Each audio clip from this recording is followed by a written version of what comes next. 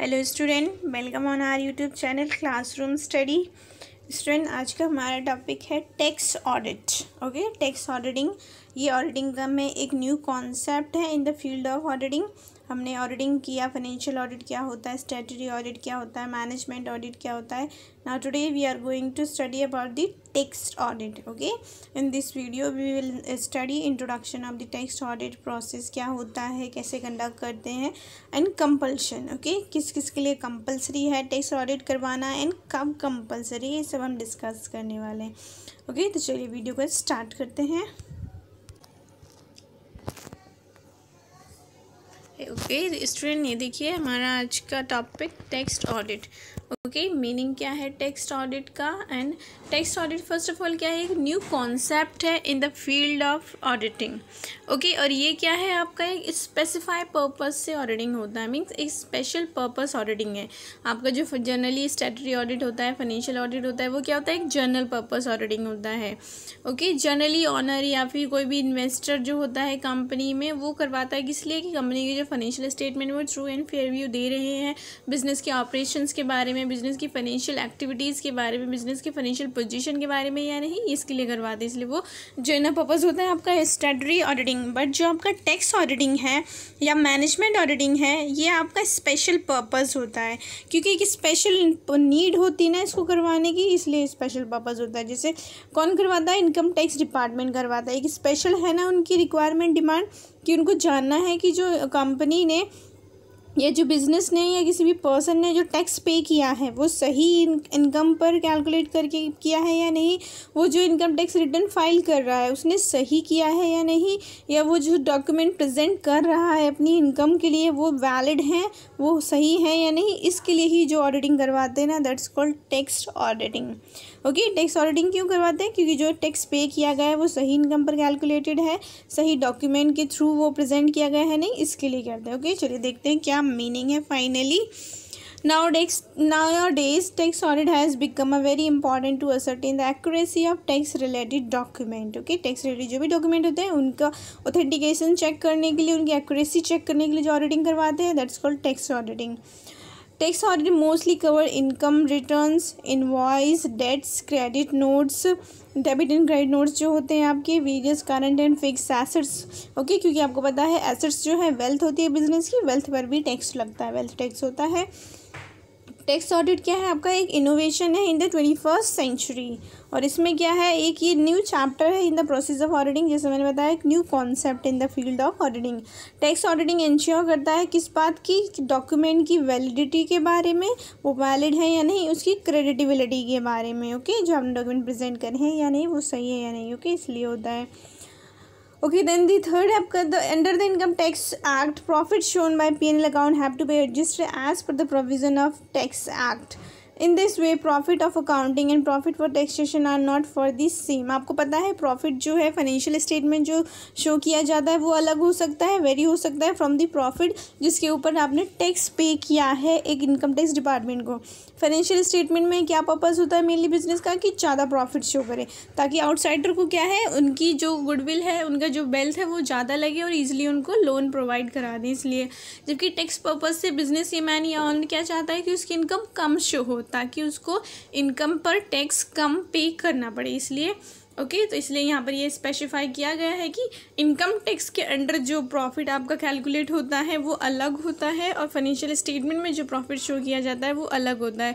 ना सिर्फ इस पर्पस से, बल्कि जो आपके अकाउंटिंग प्रोसीजर है, अकाउंटिंग जो पॉलिसीज़ है ना स्टैंडर्ड, उनको फॉलो करके तो अकाउंटिंग प्रॉफिट कैलकुलेट होता है। जबकि इनकम टैक्स के प्रोविजंस को, रूल्स को फॉलो करके आपका जो है इनकम टैक्स के पर्पज़ का प्रॉफिट कैलकुलेट किया जाता है। ओके, लेट्स सी क्या written in this paragraph. Under Income Tax Act, profit shown by P&L account have to be adjusted as per the provision of Act. In this way, profit for accounting and profit for taxation are not the same. These profit differ due to various reasons. Profit for accounting are ascertained as per the accounting policies and standards, but profit for the tax purpose are computes as per the provision and rules of income tax. Okay, पता है tax के लिए जो profit calculate करते हैं वो income tax act की provisions के अंडर कैलकुलेट करते हैं, और फाइनेंशियल स्टेटमेंट के लिए जो प्रॉफिट कैलकुलेट करते हैं वो फाइनेंशियल स्टेटमेंट की जो अकाउंटिंग पॉलिसी स्टैंडर्ड है उसके अकॉर्डिंग कैलकुलेट करते हैं, ये डिफरेंस है। और सेकंड डिफरेंस आपका पर्पस का भी है, जैसे मैंने बताया कि उसमें मेन पर्पस क्या होता है, उनको ज़्यादा अपनी वेल्थ शो करना, कैपिटल ज़्यादा शो करना, अपनी लायबिलिटीज़ को कम शो करना, एक्सपेंसेस को कम शो करना, ओके, आउटसाइड वेंडर को। और जस्ट इसमें क्या है, ताकि टैक्स कम पे करना पड़े, इस पर करने में कम टैक्स पे करना पड़े, इसके लिए वो कम प्रॉफिट शो करते हैं, इनकम शो करते हैं, ओके, इसलिए भी डिफरेंट होता है। Income tax department cannot very each and every detail to can verify each and every details of the provision complied by the SSC। In this regard expertise of the auditor is utilise who certifies the compliance of the provision of the income tax. आपको पता है income tax department के पास तो बहुत सारी कंपनियां, बहुत सारे बिजनेस के अकाउंट्स होंगे डील करने के लिए, उनके लिए पॉसिबल नहीं है हर एक कंपनी का डिटेल में चेक करना।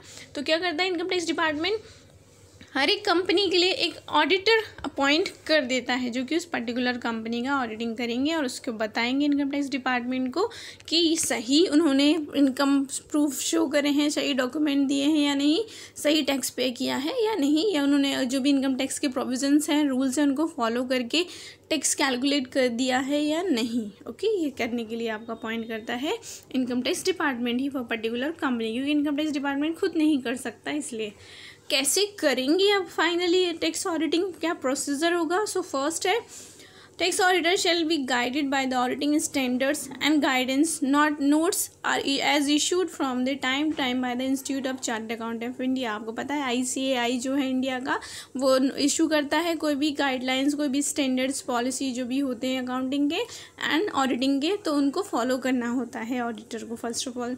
Second, obtaining books of account, financial statement and other statement are particular duly authentic, okay. जो भी बिजनेस है जिसका करना है ऑडिटिंग, उसके अकाउंट्स की कॉपी लेनी पड़ेगी ना बुक्स ऑफ अकाउंट्स की, तो वो ऑब्टेन करेगा। ऑथेंटिसिटी मतलब जो कि साइन हो through the owner, through the business, जो भी कंसर्न पर्सन है उस ऑर्गेनाइजेशन का, उसके साइन होनी चाहिए। And thirdly, evaluation of internal control system on the basis of which extent of vouching and verification can be determined। फिर उसका कभी कंपनी का कंट्रोल सिस्टम देखेगा, इंटरनल कंट्रोल सिस्टम कैसा है, कि फिर उसके बाद वाउचिंग एंड वेरिफिकेशन भी किया जाएगा। देन फोर्थ है while conducting tax audit the provision and objective of section 44A(b) shall be kept in mind, okay. जो आपका इनकम टैक्स है ना, इनकम टैक्स एक्ट के सेक्शन 44 में, इनकम टैक्स के सेक्शन 44A(b) में जो भी प्रोविजंस गिवन है ना, वो कंपनी ने फॉलो करे हैं या नहीं, ये देखता है मेनली आपका टैक्स ऑडिटर, ओके। वो क्या है अभी हम आगे डिस्कस करेंगे। Then fifth, the auditor shall have thorough knowledge of taxation provision and judicial pronouncements, okay। एक जो ऑडिटर है उसे नॉलेज होनी चाहिए टैक्स की, ना सिर्फ ऑडिटिंग जो भी स्टैंडर्ड्स हैं, पॉलिसी है उनकी, बल्कि टैक्स के बारे में भी नॉलेज होनी चाहिए, तभी तो कर पाएगा प्रॉपर तरीके से वो कंपनी की इनकम को कैलकुलेट और उसके ऊपर tax calculation, okay. Then sixth, the central government has notified the following accounting standards in respect of auditing of the financial statement under the section 44A(b), okay। कुछ standard बताए हैं central government ने जो कि follow करना होगा while doing the tax audit of the financial statement, okay। क्या क्या है, first disclosure of accounting policy according to income tax, okay. और जो आपका है डिस्क्लोजर पॉलिसी को, जो आपका AS1 है ना, जैसे आपका अकाउंटिंग में, उसको ऐसे ही आपका इनकम टैक्स के अंडर भी है डिस्क्लोजर ऑफ अकाउंटिंग पॉलिसी, उनको डिस्क्लोज करना पड़ेगा, फॉलो करना पड़ेगा। Second, disclosure of prior period item, extraordinary items and changes in accounting policies as per income tax schedule second, okay. ये सेकेंड है, वो फर्स्ट था आपका, okay. Disclosure of prior period item मतलब कोई भी एक्सपेंसेस, कोई भी इनकम जो कि आपके अकाउंटिंग ईयर से अगर पहले हुए हैं, ओके, या बाद में हुए हैं, या फिर कोई भी एक्स्ट्रा ऑर्डिनरी आइटम आपने किया है, एक्सपेंसेस या इनकम जनरेट हुई है, कोई भी चेंज किया है अपने अकाउंटिंग पॉलिसी में, तो उनको भी डिस्क्लोज करना होगा आपको according to income tax second के according, okay. ASI accounting standard income tax second है ये आपका, okay। Both of these standards are similar to accounting standard issued by Institute of Chartered Account of India like AS1 और AS5, okay। आप बताएंगे कि AS1 और AS5 क्या है अंडर दी आपका फाइनेंशियल स्टेटमेंट, क्या है इनकी full form means accounting standard तो है बट किससे रिलेटेड है। Except the points in the standard issued by the central government like the application of standard to the SSC, following mercantile system of accounting standards include fund flow statement instead of cash flow statement, okay। इसमें दोनों को include cover किया जाता है। आपका fund flow statement से जो income generate हुई है उसको भी, कैश फ्लो स्टेटमेंट से जनरेट हुई है उसको भी। अच्छा, फंड फ्लो स्टेटमेंट और कैश फ्लो स्टेटमेंट क्या होते हैं, दोनों में क्या डिफरेंस है, ये आप कमेंट करके बताएंगे। Questions regarding the changes in accounting policy में be referred to central board of the direct tax, okay, CBDT जो बोलते हैं ना, उसके अंडर जो है इनकम टैक्स कैलकुलेट करके और उसको मेजर किया जाएगा। फाइन, सो ये प्रोसीजर है आपका for calculation of the income for conducting the tax auditing. Then एक कंपल्सरी है, किसके लिए कंपल्सरी है, किसके लिए नहीं है। So following are the provision related to compulsory auditing under the section 44AB of the income tax, okay, under the section 44AB of the income tax इन लोगों के लिए ज़रूरी है इनका टैक्स ऑडिटिंग करवाना। किन के लिए? First, tax audit is compulsory for a business if it's total sale, turnover और gross receipts in the previous year exceed ₹1 crore, okay. किसी भी बिजनेस की अगर सेल, ओके, टर्नओवर मतलब भी सेल होता है और टोटल सेल्स मतलब भी सेल है, या फिर gross receipts, okay, gross income जो है प्रीवियस ईयर में 1 करोड़ से ज़्यादा है तो उसको करवाना होगा अपना tax auditing. Second, in case of profession पता है आपको, जो प्रोफेशनल्स होते हैं कौन होता है, लॉयर्स होते हैं, अकाउंटेंट्स होते हैं आपके, और जो टीचर्स होते हैं, जैसे टीचर्स ने कोई भी अपना इंस्टीट्यूट ओपन किया है तो उससे जो इनकम जनरेट हुई ना वो भी उसका प्रोफेशन होता है। तो उन लोगों की इनकम के लिए tax audit is compulsory if the gross receives exceed ₹25 lakh, अगर 25 लाख से ज़्यादा है तो उनको करवाना होगा उनकी इनकम, ओके, फ़ी जो लेता है लॉयर्स, डॉक्टर्स, ओके, अगर 25 से ज़्यादा किसी पर्टिकुलर ईयर में तो उनको करवाना होगा। And thirdly, if the profits of a business are determined on the presumptive basis, the audit of the account shall be compulsory basis if the assessee claim that their profits are less than profit computed under the following section, okay। presumptive basis मतलब कि उसने just assume किया है, calculate नहीं किया, just एक अनुमान लगाया, अज्यूम किया कि इतना हमारा इनकम हुआ था, उसके बेसिस पर दे दिया। और जबकि वो क्लेम करता है इस बात के लिए कि मेरा प्रॉफिट इससे कम हो रहा था जितना मैंने अज्यूम करके आपको पे कर दिया है, तो फिर अंडर दिस जो भी सेक्शंस है जिनके अंडर इनकम कैलकुलेट करते हैं, जिससे आपका फर्स्ट है सेक्शन 44AD, वो किससे रिलेटेड है, प्रॉफिट फ्रॉम एनी बिजनेस से रिलेटेड है, ओके। किसी टाइप का बिजनेस हो सकता है आपका, retail business, wholesale business, construction का हो सकता है, कुछ भी हो सकता है। तो इसमें क्या प्रोविजंस कवर करता है, एसएससी शुड बी रेजिडेंट होना चाहिए इंडिया का, इंडिविजुअल भी हो सकता है या HUF भी हो सकता है या पार्टनरशिप फर्म भी हो सकती है, कोई भी हो सकता है। Second, SSC has not claim exemption under the section 10A, 10AA, 10B, 10BA, 80 HH, 80 RRB, okay. या फिर कब कर सकता है क्लेम, जब उसने इन सेक्शंस के अंडर क्लेम भी ना लिया हो, मतलब एग्जाम्पशंस ना ली हो। फाइन, देन है but following are the person are not eligible, कौन नहीं क्लेम कर सकता कि मेरी इनकम जो है मैंने पे कर दिया टैक्स, वो जो है वो कम थी, अगर उसने ये फॉलोइंग पॉइंट्स को कवर किया है तो। क्या फर्स्ट पॉइंट है, person carrying on profession, okay, अगर वो प्रोफेशन है उसका business but under the section 44A sub section 1 में है, then only. And the second, person earning commission, brokerage और कैरिंग एन एजेंसी बिजनेस और प्लेइंग, हेयरिंग और लीजिंग गुड्स कैरिज, अगर इनमें से कोई भी बिजनेस करता है तो भी नहीं वो कवर होगा अंडर दिस सेक्शन। अगर उसको turnover, gross receipt in the previous year जो है वो 1 करोड़ से ज़्यादा नहीं है तो भी नहीं करेगा of course, okay. Then second section जो आपका है, profit from business carries goods मतलब जिसका गुड्स को इधर उधर ले जाने का काम होता है ना, ट्रांसपोर्टेशन का, उनका। सो सेक्शन 44AE में आता है आपका, this section is applicable to only those person who are engage in playing, hiring और leasing goods carriages and on not more than 10 such goods carriages, और वो क्या है 10 टाइप्स की गुड्स से ज़्यादा का कैरीज ना करता हो, ओके। अगर 10 से ज़्यादा का करता है तो फिर उनका करवाया जाएगा ऑडिटिंग। देन सी में है आपका profit and gains of non resident from shipping business, okay. Non resident person है और शिपिंग का उसका बिजनेस है, उससे अगर उसको कोई भी प्रॉफिट हुई है या इनकम हुई है जो कि आपकी कवर्ड होती है सेक्शन 44B में। सो क्या है, a sum equal to 7.5% of the aggregate receipts in India shall be deemed to be the profit, तो उसको जितना भी रिसिप्ट्स हुआ है ना उसका 7.5% जो है वो प्रॉफिट माना जाएगा और उस पर ही उसको टैक्स देना होगा। If the SSC does not opt for the above scheme he will have to get the account audited, अगर उसने ऐसा नहीं किया है तो फिर उसको अकाउंट का ऑडिटिंग करवाना होगा, ठीक है। इतना मतलब नहीं पे किया अगर 7.5% ऑफ द टोटल रिसिप्ट तो फिर उसको ऑडिटिंग करवाना होगा। देन नेक्स्ट है आपका D, sorry, profit and gains of business of oil exploration of the non-resident SSC. Okay, उसका बिजनेस है ऑयल एक्सप्लोरेशन का. ओके, ऑयल जो निकालते हैं आपके, बट वो नॉन रेजिडेंट भी है अगर SSC, तो आपका वो कवर होगा अंडर द सेक्शन 44BB में. उसकी इनकम कैसे कैलकुलेट करना है टैक्स के लिए? A sum of equal to 10% of the amount payable in India or outside the India to SSC shall be deemed to the profit. Okay, 10%. अच्छा, India उसको में जनरेट हुई है उसको इनकम, या आउटसाइड इंडिया में जनरेट हुई है, बट उसको अगर 10% उसने देना है. अगर नहीं दिया है तो फिर क्या है, वही अगेन उसको करवाना होगा. The SSC does not opt for the above scheme, he will have to get the accounts audited, तो अकाउंट करवाने पड़ेंगे. ओके, देन है ई में प्रॉफिट या gains of the business operation of aircraft. Okay, कोई भी नॉन रेजिडेंट पर्सन है, उसका बिजनेस है एयरक्राफ्ट का, तो उसके थ्रू अगर उसको इनकम हो रही है तो वो कवर होता है आपका सेक्शन 44BBA में. ओके, कितना देना होगा उसको income tax? A sum equal to 5% of the amount payable in India और outside the India to SSC shall be deemed to the profit. If the SSC does not opt for the above scheme, he will have to get account audited. Okay, same. Then F है आपका profit of foreign company engage in business of civil construction और erection of the plant machinery और commission thereof. Okay, जो भी foreign company है अगर construction के business में है या मशीनरी वगैरह बनाने के में है, तो उसकी इनकम जो है कवर होगी आपके सेक्शन 44BBB में. कितना टैक्स देना होगा? 10% of the amount payable in India और आउटसाइड द इंडिया. ओके, अगर नहीं कराया है तो सेम वही उसको ऑडिटिंग करवाना होगा. देन है आपका फोर्थ पॉइंट ये आपका इसका है. थर्ड हमने किया था ना कि अगर उसको लगता है उसकी इनकम जो है उसने पे कर दिया है वो कम है जितना कि उसने दे दिया है, देन कंपलसरी वाला आपका टॉपिक है. तो उसका फोर्थ पॉइंट है कंपलसरी ऑडिटिंग में किसको करवाना होगा?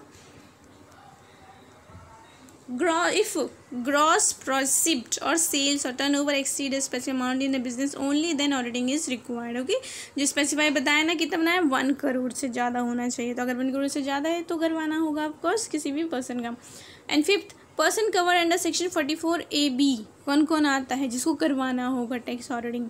Person who are not covered by income tax act need to get their account audited for the purpose of this section, like a person having agriculture income exceeding 40 lakhs. आपको पता है agriculture income जो है वो exempt होती है, but अगर वो 40 लाख से ज़्यादा है तो फिर करवाना होगा उसको auditing. Then the person who are covered by this section but their income is exempted shall get their account audited in case of charitable trust, cooperative society etcetera. आपको पता है इनके लिए कंपलसरी नहीं है, लेकिन एक लिमिट रखी है, अगर उस लिमिट से ज़्यादा है तो फिर करवाना होगा इनको भी auditing.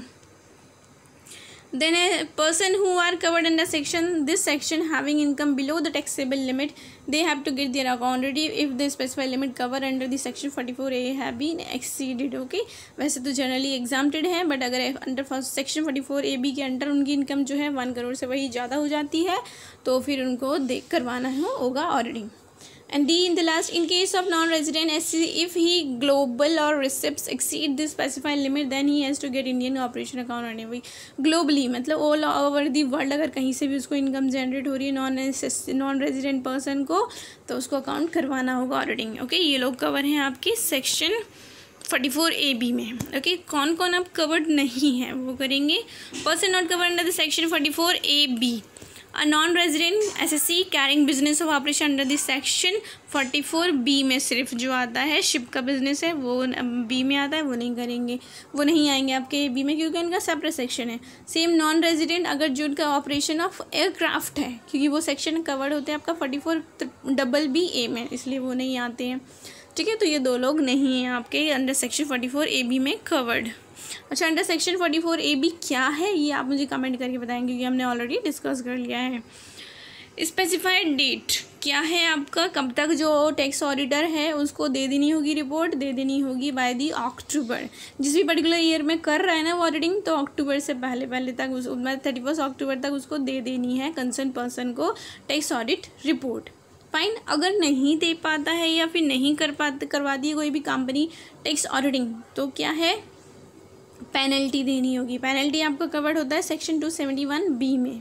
If any person fail to get his account audited are required under section 44AB, the SSC officer may direct such person shall have a penalty equal to 5% of the total sales turnover, gross receipt in the business or gross receipt in the profession of और ₹10 lakh which ever is less. Okay, अगर कोई भी person जिसका business है या कोई भी person जो प्रोफेशन है जिसका, तो उसको अपनी टोटल सेल्स का, बिजनेस को टोटल रिसिप्ट्स का कोई प्रोफेशन को देना होगा पेनल्टी, या फिर ₹10 लाख, दोनों में से जो भी काम होगा उतना टैक्स, उतना जो है पेनल्टी देनी होगी अगर वो ऑडिटिंग नहीं करवाते हैं अंडर दी सेक्शन 44A(b) के अंडर। ओके, प्रोफेशन और बिजनेस वाले लोग। ओके, देन है meaning of business. Next heading, business का क्या मतलब है। बिजनेस आपको पता है क्या होता है, जिसमें कि आप कोई भी एक्टिविटीज़ पर्पज से करते हैं ताकि आप अर्निंग कर सकें ना, तो वही यहाँ पर भी लिखा है। देखिए, business simply means any economic activity carried on for earning profits. Section 2 subsection 3 of the Income Tax Act 1961 has defined the term business. Okay, definition दी है आपके income tax according to section 2 subsection 3 में। क्या definition है। Any trade, commerce, manufacture और any adventure और concern in the nature of trade, commerce, man, manufacturer. Okay, ये definition तो वो तो है ही, कहीं भी आप बिजनेस करते हैं, मैन्युफैक्चर करते हैं, वो आपका क्या है, कॉमर्स है। अनदर डेफिनेशन गिवन है by the, another definition given है by the justice SR Das. क्या डेफिनेशन दी है SR दास ने।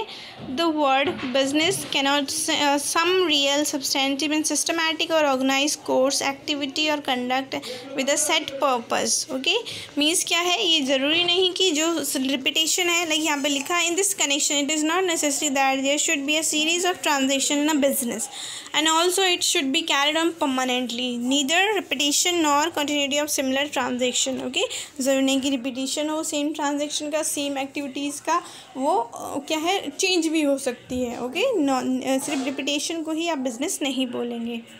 ओके, देन है next word, meaning of profession. Profession का मैंने बताया, जैसे आपके लॉयर्स होते हैं, अकाउंटेंट होते हैं, डॉक्टर्स होते हैं, वो लोग जो अपना मेंटली वर्क करके अपनी अर्न करते हैं ना, so those are called professional. Okay, profession. So let's see यहाँ पर क्या मीनिंग गिवन है। A profession is an occupation requiring purely intellectual skill, manual skill control by the intellectual skill of operator. Okay, वो क्या है, जल्दी mentally work करते हैं, अपनी इंटेलिजेंसी के थ्रू अर्निंग करते हैं, so that's called profession. Like example lawyer, accountant, engineer, surgeon etcetera, ये जो है आपके प्रोफेशंस होते हैं। So profession refers to those activity where livelihood by the person through their intellectual और मैनुअल स्किल। ओके, प्रोफेशन क्या है, वो सारी एक्टिविटी जो कि एक पर्सन अपनी मेंटल एक्टिविटीज़ के थ्रू, अपनी इंटेलिजेंस के थ्रू अपनी अर्निंग करता है अगर, so that's called profession. Okay, under section 2 subsection 6 profession include vocation. Okay, आपका जो है प्रोफेशन में वोकेशन इंक्लूड है। वोकेशन का मतलब क्या है, यहाँ पर लिखा है ये भी, vocation simply means any type of activity in which a person is engage and he earns his livelihood from such activity. Okay, कोई भी एक्टिविटी जिसमें कि पर्सन इन्वॉल्व है, वोकेशन मतलब जनरली बिजी है, इन्वॉल्व है, so that's called vocation. Fine. So this is all about the आपका tax auditing, जिसमें कि हमने किया मीनिंग क्या होता है, इंट्रोडक्शन क्या है, उसका प्रोसेस क्या है, और कौन कवर्ड होता है, कौन कवर नहीं होता है टैक्स ऑडिटिंग में, किसके लिए कंपलसरी है, किसके लिए कंपलसरी नहीं है। ओके।